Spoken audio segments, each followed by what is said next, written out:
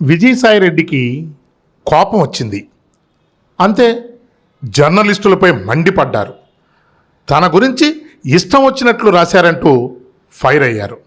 దీనంతటికీ కారణం శాంతి మేడం. దేవాదాయ శాఖ అధికారిగా ఉండి ప్రస్తుతం సస్పెన్షన్లో ఉన్న మేడం భర్త మదన్మోహన్ ఓ కంప్లైంట్ రాశారు. అది కూడా భార్య మీదే.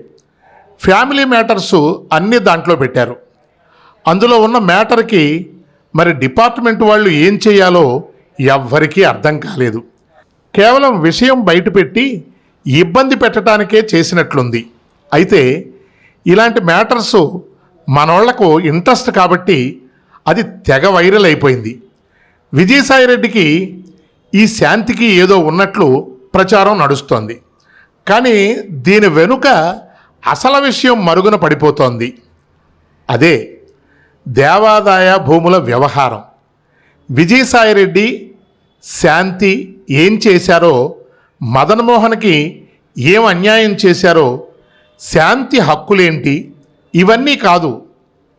మనకు కావాల్సింది విజయసాయిరెడ్డి శాంతి కలిసి కొన్ని దేవాదాయ భూములను కొట్టేయటంలో కీలక పాత్ర పోషించారనేదే మనం పట్టించుకోవాల్సిన విషయం. శాంతికి పోస్టింగ్ ఇప్పించడం వెనుక విజయసాయిరెడ్డి ప్లానింగ్ ఇదేనని ఆరోపణలు వస్తున్నాయి. ఇప్పుడు స్వయంగా మంత్రి ఆనం రామనారాయణ రెడ్డి గారు నిర్ధారించడం కూడా సంచలనమే.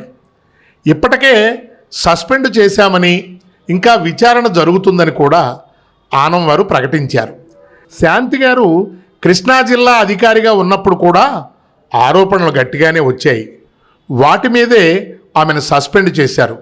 ఇప్పుడు విజయసాయిరెడ్డి ఎపిసోడ్లో విశాఖలో జరిగిన తంతులపై విచారణ సాగుతోంది. అయితే విజయసాయిరెడ్డి ఎదురుదాడి చేస్తుండటం ఇక్కడ నోటీస్ చేయాలి. ఆయన ఫ్యామిలీ మ్యాటర్ గురించి చేస్తున్నట్లు కనపడుతోంది. కానీ అసలు విషయం ఈ భూముల వ్యవహారం బయటకు రాకూడదనే అంటున్నారు కొందరు. ఇక బాసు బెయిల్ మీద ఉన్న నిందితుడు. ఇప్పుడు ఈ కేసులు నమోదైతే ఆ బెయిల్ రద్దయ్యే ఛాన్స్ కూడా ఉంది. ఆల్రెడీ అలా డిమాండ్ చేస్తూ పిటిషన్లు కూడా వేశారు. మరి ఏం జరుగుతుందో చూడాలి.